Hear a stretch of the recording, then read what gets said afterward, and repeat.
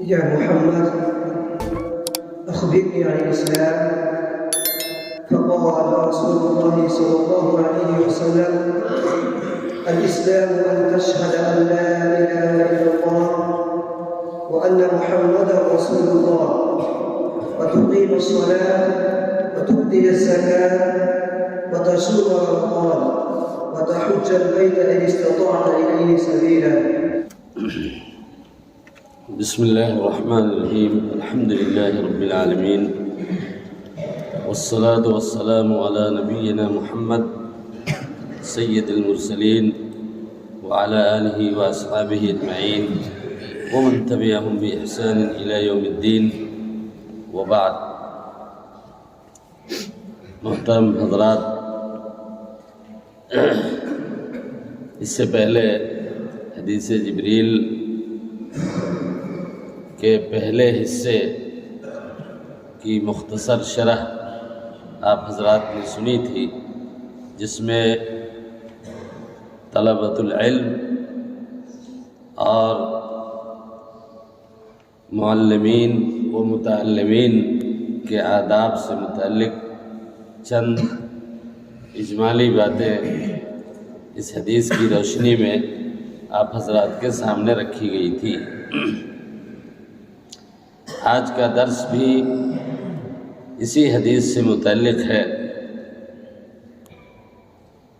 حضرت جبریل علیہ السلام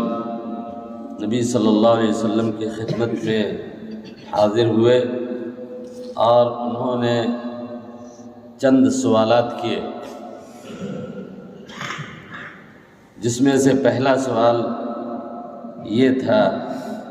وقال ای قال جبریل یا محمد اخبرنی عن الاسلام۔ جبریل نے کہا کہ اے محمد، آپ مجھے اسلام کے بارے میں بتائیں۔ اس کے جواب میں رسول اللہ صلی اللہ علیہ وسلم نے ارشاد فرمایا: الاسلام ان تشہد ان لا الہ الا اللہ وان محمد رسول اللہ۔ اسلام کے معانی کو بیان کرتے ہوئے رسول اللہ صلی اللہ علیہ وسلم نے اس کے 5 ارکان کو بیان کیا ہے، جس میں سے پہلا رکن شہادتین ہے، ان تشہد ان لا الہ الا اللہ وان محمد رسول اللہ۔ عزیز طلبہ، ہمیں بہت اچھی طرح کلمہ شہادت یا شہادتین کے معنی اور مفہوم کو سمجھنا چاہیے۔ شہادتین یا شہادتان اس لیے کہا جاتا ہے کہ اس میں 2 چیزوں کی شہادت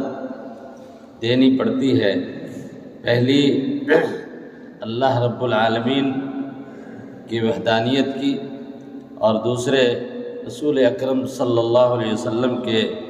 رسول ہونے کی، اور یہ دونوں شہادتیں ضروری ہیں۔ ایک کے بغیر دوسرے کی تکمیل ممکن نہیں ہے۔ ایک شخص اگر صرف اللہ رب العالمین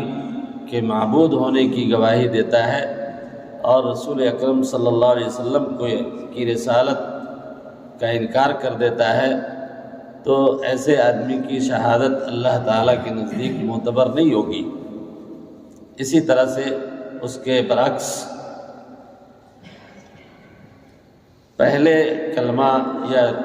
کلمہ شہادت کا اجمالی مفہوم یہ ہے کہ لا الہ الا اللہ هو الافراد بالعبودیہ۔ الافراد بالعبودیہ یعنی اللہ رب العالمین کی عبادت میں اس کو ایک سمجھنا،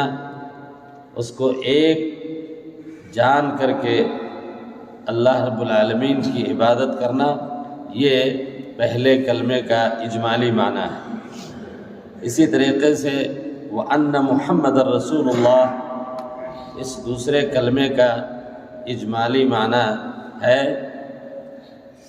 افراد النبی صلی اللہ علیہ وسلم بالاتباع والاقتداء، یعنی نبی صلی اللہ علیہ وسلم کی اتباع میں، آپ کی اقتداء میں آپ کو تنہا سمجھنا اور اس کے علاوہ کسی دوسرے کی اتباع اور اقتداء نہ کرنا۔ اسی طریقے سے یہ بھی ضروری ہے ہم طلبۃ العلم کے لیے کہ اس کلمے کی تھوڑی تفصیل ہمیں سمجھنی چاہیے، جاننی چاہیے۔ لا الہ الا اللہ کا تفصیلی مفہوم یہ ہے کہ جب کوئی بندہ یہ کلمہ اپنی زبان سے پڑھتا ہے تو اس کا مفہوم یہ ہوتا ہے کہ میں اقرار کرتا ہوں، میں یقین رکھتا ہوں اور دل سے اس بات کو مانتا ہوں کہ اللہ کے علاوہ کوئی سچا معبود نہیں ہے۔ عربی میں یہ جملہ لا الہ الا اللہ، لا یہ نفی جنس کے لیے آتا ہے، جیسا کہ آپ کو معلوم ہے لا لنفی الجنس، اور اس طرح کی جو لا ہوتی ہے تو اس کا اعراب یہ بیان کیا گیا کہ اس کی اسم جو ہے منصوب ہوتی ہے اور اس کی خبر مرفوع ہوا کرتی ہے نا جی۔ تو اس میں الہ جو ہے لا الہ، الہ یہ لا کی اسم ہے، اور یہاں پہ اس کی خبر اس جملے میں محذوف مانی گئی، اور وہ ہے لا الہ بحق او حق۔ دیکھیے اردو زبان میں جب ہم ترجمہ کرتے ہیں عام طور پہ اردو کی کتابوں میں آپ دیکھیں گے تو لکھا ہوتا ہے کہ اللہ کے علاوہ کوئی معبود نہیں ہے، اللہ کے علاوہ کوئی معبود نہیں ہے۔ یہ ترجمہ حقیقت میں اگر دیکھا جائے غور سے تو یہ اس کلمے کا صحیح مفہوم نہیں ہے، بلکہ انتہائی غلط معنی ہے۔ اس لیے کہ آپ جانتے ہیں کہ اس میں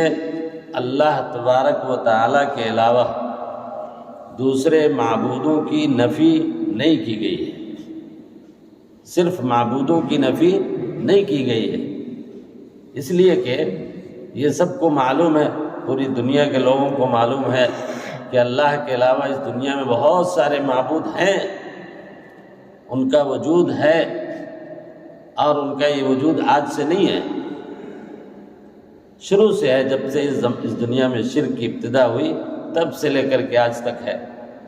ہم خود اپنے اس ملک میں دیکھتے ہیں کہ انسانوں نے اپنے لیے بہت سارے معبود بنا رکھے ہیں، کوئی سورج کی پوجا کرتا ہے، کوئی چاند کی، کوئی ستارے کی پوجا کرتا ہے، کوئی درخت کی پوجا کرتا ہے، کوئی پتھر کی، اور حد تو یہ ہے کہ سانپ بچھو کی بھی پوجا اس ملک میں ہوتی ہے، شرمگاہوں کی عبادت اسی ملک میں ہوتی ہے۔ تو معبودوں کی نفی صرف اس کلمے میں نہیں کی گئی، بلکہ اسی لیے کہا کہ اس کی خبر جو محذوف مانی گئی ہے، اس خبر محذوف کے ساتھ اس کا ترجمہ کرنا اور اس کے معنی کو بیان کرنا یہ ضروری ہے۔ تو ترجمہ اس طرح سے ہونا چاہیے کہ اللہ تعالیٰ کے علاوہ اس کائنات میں کوئی سچا اور حقیقی معبود نہیں ہے۔ اسی طریقے سے یہ بھی اس کہنا صحیح نہیں ہے کہ لا الہ موجود الا اللہ۔ بعض لوگوں نے عربی کی بعض کتابوں میں یہ خبر بھی محذوف مانی گئی کہ یہاں پہ موجود مانا جائے، یعنی اللہ کے علاوہ کوئی دوسرا معبود موجود نہیں ہے، یہ بھی اسی طرح کی بات ہے۔ اللہ معبودوں کے وجود کا انکار کون کر سکتا ہے؟ حضرت نوح علیہ السلام کے زمانے سے لے کر کے اس زمانے میں کتنے معبود تھے جن کو قرآن مجید نے یغوث، نصر اور مختلف ناموں سے بیان کیا ہے، اور ہر زمانے میں موجود ہوتے ہیں معبود، ان کی عبادت کی جاتی ہے، ان کی پوجا کی جاتی ہے۔ تو اس لیے یہ کہنا کافی نہیں ہے کہ لا الہ موجود الا اللہ، بلکہ اس صراحت کے ساتھ اس کلمے کا معنی بیان کیا جانا چاہیے، اور طلباء کو، بچوں کے دلوں میں اس بات کو شروع سے بٹھانا چاہیے کہ اللہ تبارک و تعالی کے علاوہ اس دنیا میں کوئی حقیقی، سچا اور صحیح معبود عبادت کے لائق نہیں ہے۔ یہی اصل مفہوم ہے اس کلمے کا۔ اسی طریقے سے اس کلمہ کے مفہوم میں یہ بھی داخل ہے، یہ بات بھی واضح رہے کہ اللہ تبارک و تعالیٰ کے علاوہ کوئی صحیح اور سچا معبود نہیں ہے۔ اگر کوئی شخص اس کلمہ کا اقرار کرتا ہے، جیسے کہ ابھی میں نے بتایا اس کے ترجمے میں کہ اس کا معنی ہے کہ میں اقرار کرتا ہوں، میں یقین رکھتا ہوں کہ اللہ تبارک و تعالیٰ کے علاوہ کوئی سچا معبود نہیں ہے۔ اس اقرار کے ساتھ اگر عملی طور پہ کوئی شخص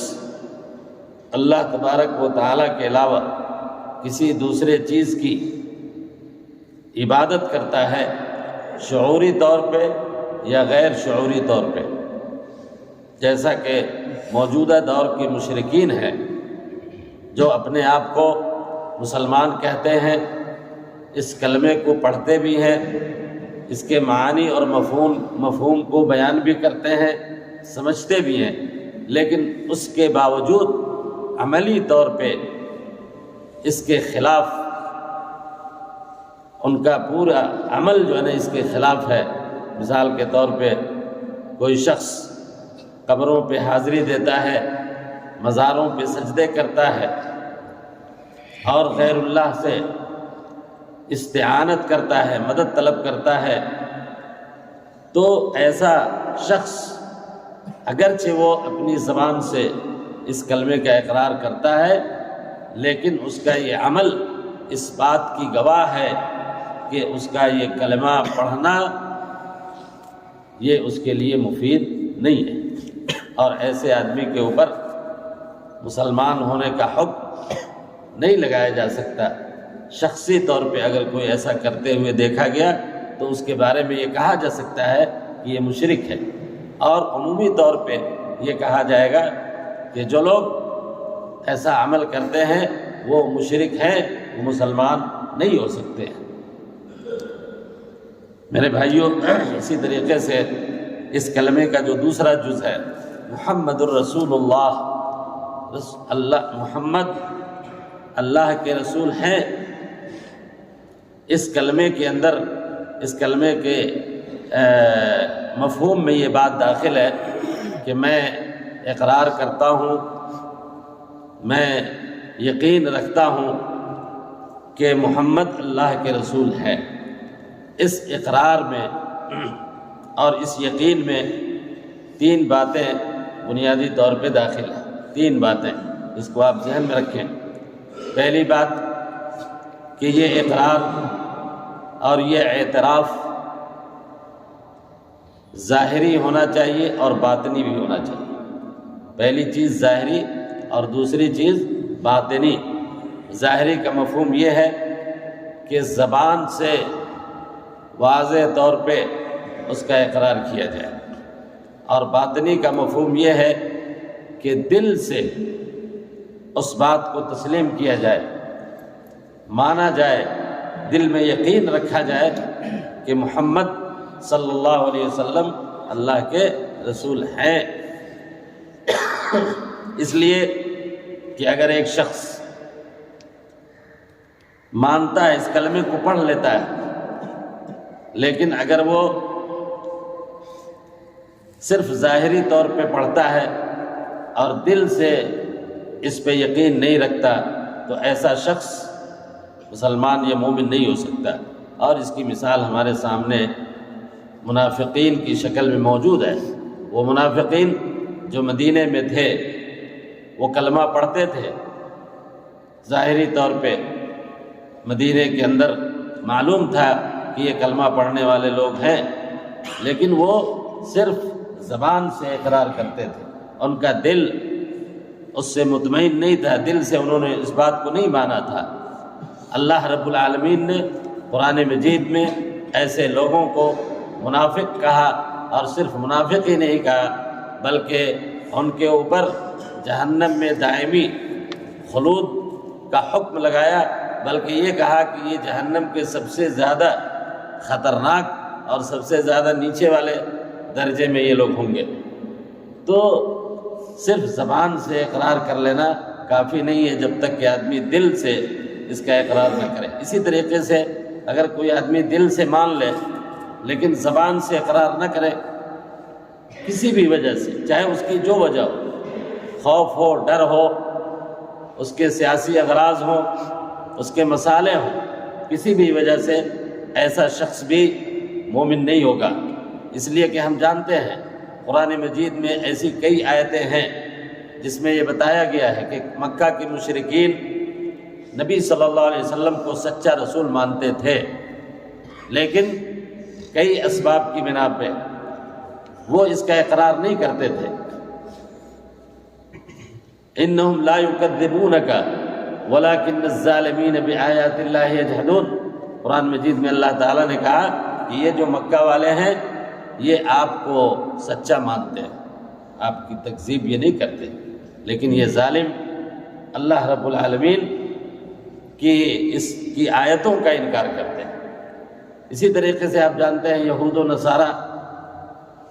وہ اللہ کے نبی صلی اللہ علیہ وسلم کو بالکل سچا اور پکا رسول مانتے تھے اس زمانے میں۔ الذین آتیناہم الکتاب یعرفونہ کما یعرفون ابناءہم۔ اللہ تعالیٰ نے کہا کہ جن کو ہم نے کتاب دیا یعنی اہل کتاب، وہ نبی کو بہت اچھی طرح جانتے تھے کہ یہ نبی ہے۔ ایسے ہی جیسے کوئی اپنی اولاد کو جانتا ہے کہ یہ میری اولاد ہے، ان کو کوئی شبہ نہیں تھا اللہ کے رسول کے نبی ہونے میں، رسول ہونے میں،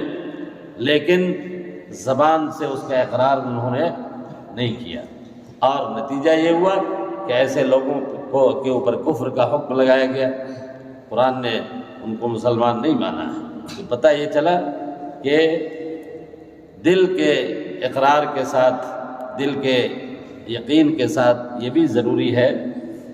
کہ ظاہری طور پہ زبان سے بھی اس کا اقرار کیا جائے۔ اور اس کی سب سے بڑی مثال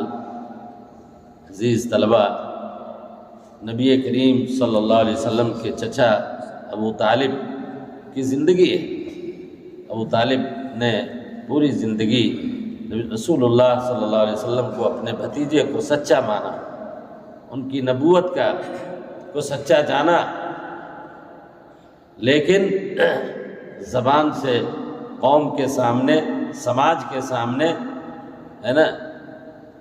اس ڈر سے کہ لوگ یہ کہیں گے کہ ابو طالب اپنے باپ دادا کے دین سے پھر گیا تھا، اس خوف سے زبان سے اس کا اقرار نہیں کیا۔ ہم جانتے ہیں، آپ نے پڑھا ہے، ہم نے پڑھا ہے کہ جب ابو طالب مرض الوفات میں تھے، رسول اللہ صلی اللہ علیہ وسلم کا حرص دیکھیے، بہت چاہتے تھے آپ کہ یہ شخص مسلمان ہو جائے، اس کے بڑے احسانات ہیں میری زندگی پہ۔ آپ ان کے سرانے آ کے بیٹھ گئے اور کہنے لگے کہ قل یا عمی قل لا الہ الا اللہ، بس ایک بار آپ اپنی زبان سے اقرار کر لیں اس کلمے کا۔ اور وہاں پہ کچھ بدماش قسم کے لوگ بیٹھے ہوئے تھے، ابو جہل وغیرہ اور دوسرے لوگ مکہ کے، وہ فوراً کہتے تھے کہ ابو طالب، کیا تم اپنے بھتیجے کے کہنے کی وجہ سے اتنے زمانے سے جس دین پہ تم قائم رہے، عبد المطلب جو تمہارا آئیڈیل تھا، کیا تم اس کے عقیدے اور مذہب کو چھوڑ دو گے؟ اب یہ بات شیطان نے اس کے دل میں اس طرح سے داخل کر دی تھی کہ آخری کلمہ جو اس نے کہا وہ کہا کہ علی دین عبد المطلب، اور اس کے بعد اس کی روح پرواز کر گئی، اور معلوم ہے کہ یہ شخص جہنمی ہے اور حدیث سے ثابت ہے۔ تو کہنے کا مقصد یہ ہے کہ اس کلمے کا جو دوسرا حصہ ہے اس کے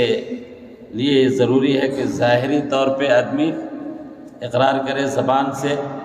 اور دل سے اس کی تصدیق کرے۔ اسی طریقے سے اس کلمے کے مفہوم میں یہ بھی داخل ہے کہ ظاہری اور باطنی اقرار کے ساتھ اتباع، رسول اللہ صلی اللہ علیہ وسلم کی اتباع کی جائے۔ ایک شخص اگر اقرار کرتا ہے زبان سے بھی دل سے بھی، لیکن پوری زندگی میں کبھی نبی کی اتباع اس نے نہیں کی، نبی کی بات اس نے نہیں مانی،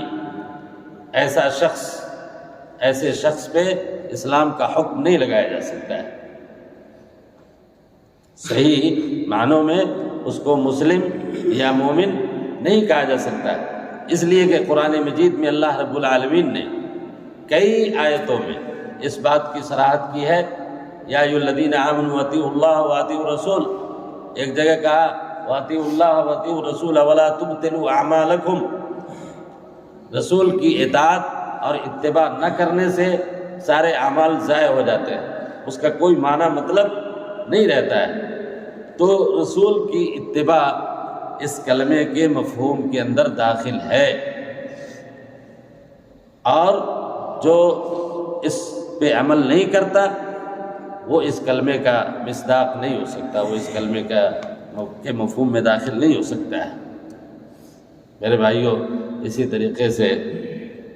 اس کلمے کے مفہوم میں یہ بھی داخل ہے کہ ظاہری باطنی اقرار کے ساتھ اور رسول کی اتباع کے ساتھ عملی طور پہ تصدیق ہونی چاہیے رسول اکرم صلی اللہ علیہ وسلم کے رسول ہونے کی۔ یعنی ایک شخص ظاہری طور پہ مانتا ہے، اس پہ عمل بھی کرتا ہے، لیکن تصدیق اگر نہیں پائی جائے، ہے نا، جس کی صراحت پہلے ہم نے کی کہ دل سے نہیں ماننا، تو یہ بہت خطرناک چیز ہے کہ ایسا شخص اس کلمے کو پڑھنے والا نہیں کہا جائے گا۔ منافقین مدینہ، ہے نا، اتباع کرتے تھے رسول اللہ صلی اللہ علیہ وسلم کی، اتباع کرتے تھے۔ مسجد میں سب سے پہلی صف میں وہ منافقین جو ہے نماز پڑھتے تھے۔ عبداللہ ابن ابی جو رئیس المنافقین تھا، اس کے بارے میں آتا ہے کہ وہ مسجد میں سب سے پہلے آتا تھا، ہے نا، اور رسول اللہ صلی اللہ علیہ وسلم کے